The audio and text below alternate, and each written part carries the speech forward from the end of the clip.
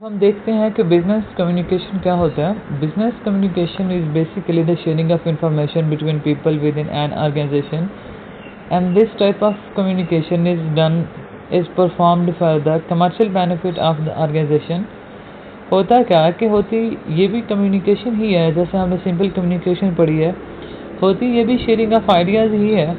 लेकिन इसका जो पर्पस होता है वो सिर्फ शेयरिंग नहीं होता, इसका पर्पस होता है एक इदारे को, एक इंस्टीट्यूशन को, एक कंपनी को प्रमोट करना, उसकी एडवर्टाइजमेंट करना। इसलिए ये हमारे लिए ज़्यादा एक वाइटल इंपॉर्टेंस रखती होती है। हम इसको ज़्यादा स्टडी करते हैं, इस पर ज़्यादा फोकस किया जाता है।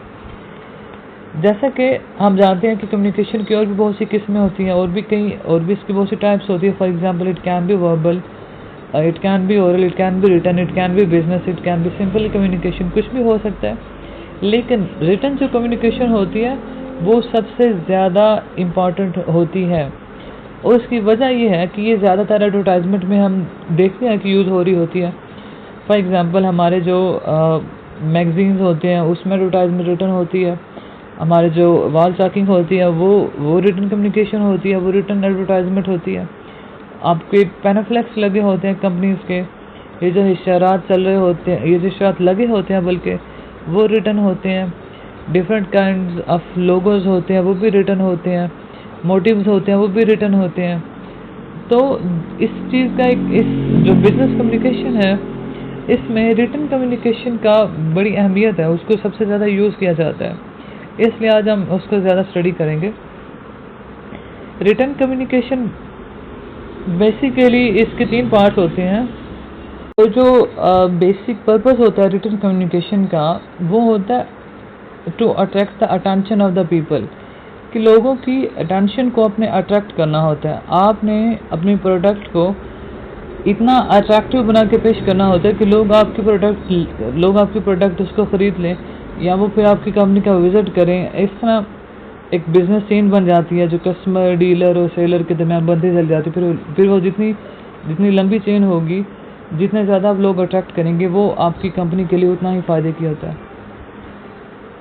Now we would learn about the 3 step of writing a message. हमने ये देखना है कि ये रिटन कम्युनिकेशन, ये तो हमने पढ़ लिया कि रिटन कम्युनिकेशन क्या होती है। अब हमने ये देखना है कि रिटन कम्युनिकेशन होती कैसे है।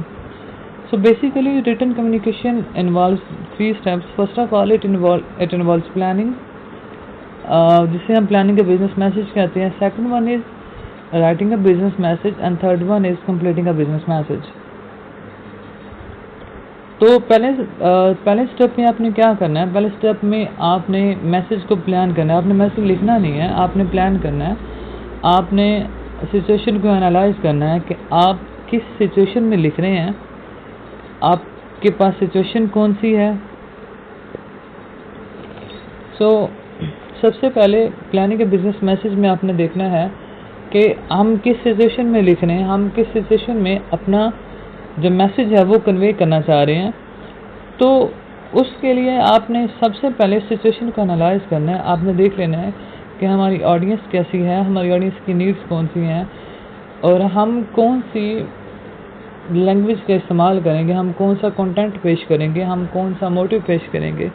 ये सारी चीज़ें आपने सिचुएशन में एनालाइज कर लेनी है। आपने जब सिचुएशन को एनालाइज करना है तो उसमें ये सारी चीज़ें आपके सामने आ जानी है। उसके बाद आपने इन्फॉर्मेशन को गैदर करना है, इन्फॉर्मेशन इकट्ठी करनी है। वो इन्फॉर्मेशन ऑडियंस के मतलब हो सकती है, वो इन्फॉर्मेशन आपके अपने डाटा के मतलब हो सकती है, वो आपकी कंपनी के मतलब हो सकती है।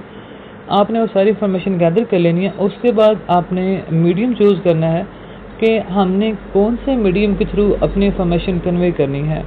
वो आप पे डिपेंड करना है कि आप कौन सा मीडियम चूज़ करेंगे जो आपको लगता हो कि एक्यूरेट है, जिसके ज़रिए आप मैसेज की फास्ट डिलीवरी कर सकते हैं। उसके बाद आपने मैसेज को ऑर्गेनाइज कर लेना है, मतलब कि जो आपने इन्फॉर्मेशन इकट्ठी की है उसको आपने एक शेप दे लेनी है जो कि आपके जो सेकंड स्टेप है राइटिंग अ मैसेज, उसमें काम आएगी।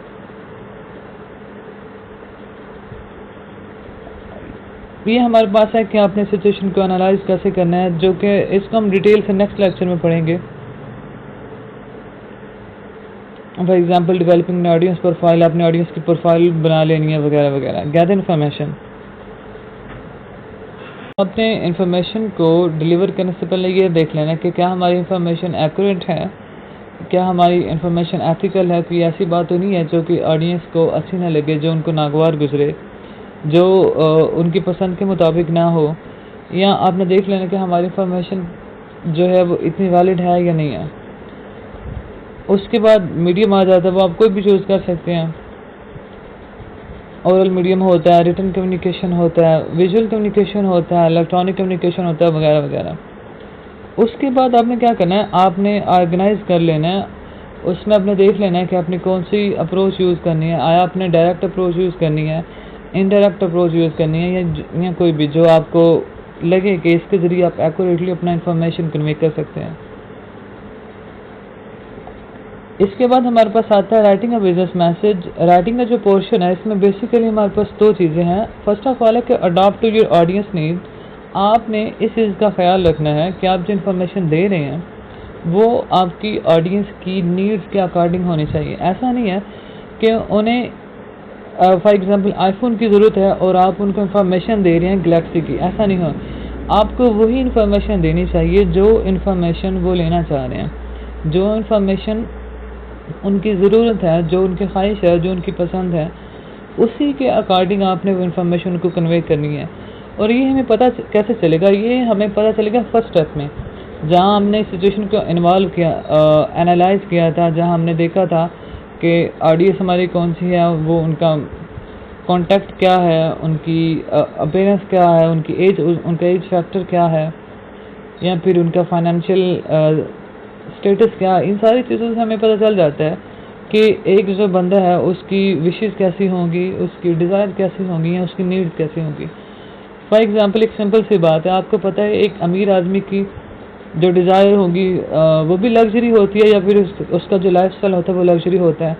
उसके कंपैरिजन में हम कोई एक जो डेली वेजेस होते हैं उनको देखेंगे तो उनकी नीड्स आईफोन नहीं होगा, उनकी नीड्स होता है वो जो उनकी नीड बेसिक जो नीड होगी वो उनके लिए फूड होता है या फिर शेल्टर होगा। तो ये आपने पहले एनालाइज कर लेना है कि आप जो कहने जा रहे हैं, आप जो इन्फॉर्मेशन कन्वे करना चाह रहे हैं वो उनकी नीड्स के अकॉर्डिंग होनी चाहिए। अगर वो इन्फॉर्मेशन उनकी नीड्स के अकॉर्डिंग नहीं है तो फिर आप समझ लें कि आपकी इन्फॉर्मेशन देने का कोई फ़ायदा नहीं है। उसके बाद आपने क्या करना है, you have to compose the message. आपके पास इंफॉर्मेशन है, आपके पास इंफॉर्मेशन गैदर की हुई है, उसको आपने ऑर्गेनाइज किया है, आपने बाकायदा एक वे दे दिया है उसको कि आप क्या कहना चाह रहे हैं, आप किस बारे में बात करना चाह रहे हैं, आपको अपने टॉपिक का पता है, आपके पास टोटल इंफॉर्मेशन है। अब आपने उसको कंपोज करना है, और कंपोज करने के लिए you have to choose the powerful expression, you have to choose the strong word. कि जो वर्ड्स की सिलेक्शन होगी उस पर आपने फोकस करना है कि आया वो जो वर्ड्स हैं वो मेरी उस सिचुएशन में एक्सेप्टेबल हैं या नहीं। ऐसा होता है कि जो बाज़ वर्ड्स होते हैं वो हर सिचुएशन में एक्सेप्टेबल नहीं होते हैं, तो इस चीज़ का आपने ख्याल रखना है। आपने अपने एक्सप्रेशन को चेक कर लेना है कि आपने एक्सप्रेशन कौन सा देना है। आया कि आपका एक्सप्रेशन हार्श होगा, आया कि आपका एक्सप्रेशन जो पोलाइट होगा। बेसिकली जो हमारा एक्सप्रेशन होता है एक इन्फॉर्मेशन को कन्वे करने के लिए या फिर बिजनेस मैसेज के लिए, वो पोलाइट ही होता है, उसमें हार्श वाला कॉन्सेप्ट नहीं होता और ना ही होना चाहिए। उसके बाद एक यू एटीट्यूड को अपना अडॉप्ट करना, जिसकी हम डिटेल हम इसको बाद में पढ़ेंगे। आपने पॉजिटिविटी जो होती है उस पर फोकस करना है, आपने नेगेटिविटी को इग्नोर करना है। आफ्टर दिस हमारे पास एक आखिरी हमारा स्टेप है कंप्लीटिंग वाला, कंप्लीटिंग अ बिजनेस मैसेज। इसमें सबसे पहले आपने देखना है कि आपके पास मैसेज आ गया रिटन फॉर्म में, आपने उस मैसेज को रिवाइज कर लेना है, उसका कंटेंट देखना है कि वो कंटेंट कैसा है, आया कि वो एक्सेप्टेबल है या नहीं है। उसमें अगर कोई चीज़ एडिटिंग करने वाली रहती है तो आपने वो कर लेनी है। अच्छा, उसके बाद आपने क्या करना है, प्रोड्यूस अ मैसेज। आपने मैसेज को प्रोड्यूस कर लेना है, उसको निकाल लेना है किसी भी शेप में जिसमें आप उसको डिलीवर करना चाहते हैं। आया वो प्रिंट है, आया वो ईमेल है, या जो भी आप यूज़ करेंगे, जो आप मीडियम यूज़ करेंगे, उसके लिहाज से आपने देखना है कि किस किस्म का मैसेज आपने प्रोड्यूस करना है, किस फॉर्म में आपने प्रोड्यूस करना है। वो प्रोड्यूस करके आपने मैसेज को डिस्ट्रीब्यूट कर देना है।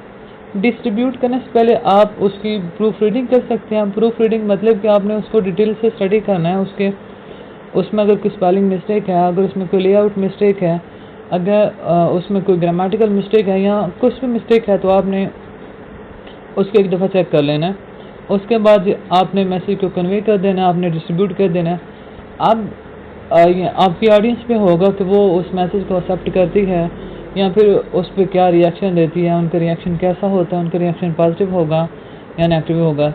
लेकिन एक बात है, अगर आपका मैसेज पॉजिटिव है, अगर आपका एक्सप्रेशन अच्छा है, अगर आपकी स्टडी अच्छी है, अगर आपकी ने रिसर्च अच्छी की थी, अगर आप ऑडियंस की नीड से आगाह थे, अगर आपको उनकी नीड्स का पता था, अगर आप ये जानते थे कि उनके डिज़ायर क्या है, वो सुनना क्या चाहते हैं, तो इसमें कोई शक नहीं है कि आपका जो मैसेज होगा वो एक्सेप्टेबल होगा आपकी ऑडियंस के लिए। This was the topic. अब हम इसके जो डिटेल स्टडी है वो नेक्स्ट लेक्चर में करेंगे इंशाल्लाह।